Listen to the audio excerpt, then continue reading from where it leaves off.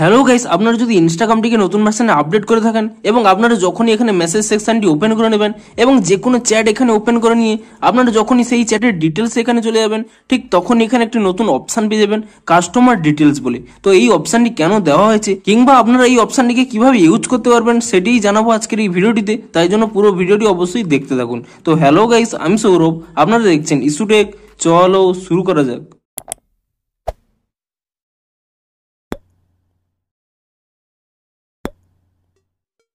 ভিডিওটি শুরুতেই জানিয়ে দিই, আজকের এই ভিডিওটি যদি আপনাদের একটু হেল্পফুল বলে মনে হয় অবশ্যই একটি লাইক করে দিন এবং এই চ্যানেলে যদি আজই নতুন এসে থাকেন এখনই চ্যানেলটিকে সাবস্ক্রাইব করে রাখুন এরকম নতুন নতুন সমস্যার সমাধানের ভিডিও দেখার জন্য কিংবা নতুন যে কোনো আপডেটের ফুল ডিটেলসের ভিডিও দেখার জন্য। তো চলুন এবারে মেন ভিডিওটি শুরু করা যাক।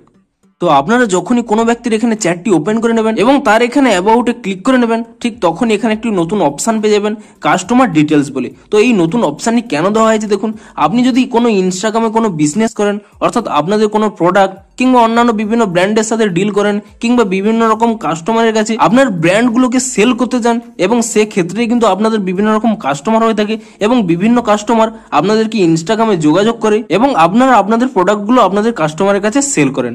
যদি আপনারা ইনস্টাগ্রামে এরকম বিজনেস করে থাকেন এবং আপনাদের বিজনেসটি অন করা থাকে, তবেই কিন্তু এখানে এই নতুন অপশনটি পেয়ে যাবেন কাস্টমার ডিটেলস বলে। তো এই অপশনটি কেন দেওয়া হয়েছে দেখুন, ধরুন আপনার কাছে কোনো একটি কাস্টমার এসেছে, আপনি ধরুন আপনাদের যে কোনো একটি প্রোডাক্ট তাকে সেল করেছেন কিন্তু চাইছেন যে ভবিষ্যতে এই কাস্টমারের address, phone number, email ID অর্থাৎ যেগুলি হলে আপনি পুনরায় ভবিষ্যতে কোনোভাবে এই কাস্টমারের কাছে পুনরায় যোগাযোগ করতে পারবেন, তা আপনারা যদি করতে চান সেই জন্যই কিন্তু এই নতুন আপডেটটি দেওয়া হয়েছে। তো আপনারা প্রথমে কি করবেন, এখানে কাস্টমার ডিটেলস এই অপশনের উপরে ক্লিক করে নেবেন এবং তারপরে কি করবেন, এখানে বিভিন্ন রকম এখানে ফিল করতে বলছে।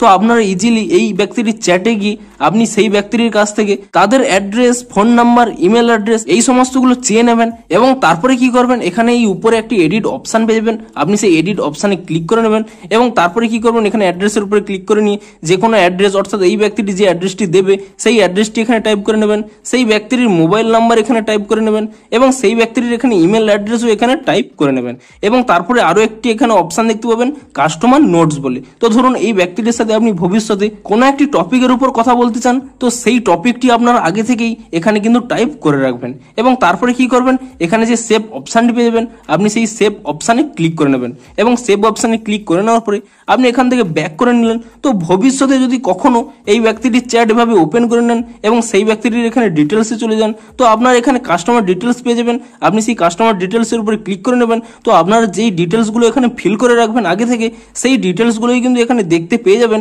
এবং আপনি যদি চান যে এই কাস্টমারের সাথে যোগাযোগ করতে, তো এখানে তাদের নাম্বার এবং ইমেল আইডি রয়েছে, আপনি কিন্তু তাদের সাথে যোগাযোগ করতে পারবেন।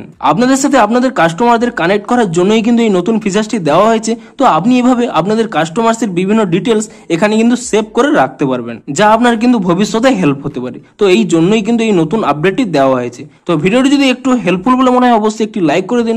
দেখা হচ্ছে আরো কোনো নতুন আপডেটের ফুল ডিটেলস ভিডিওর সাথে। Thanks for watching.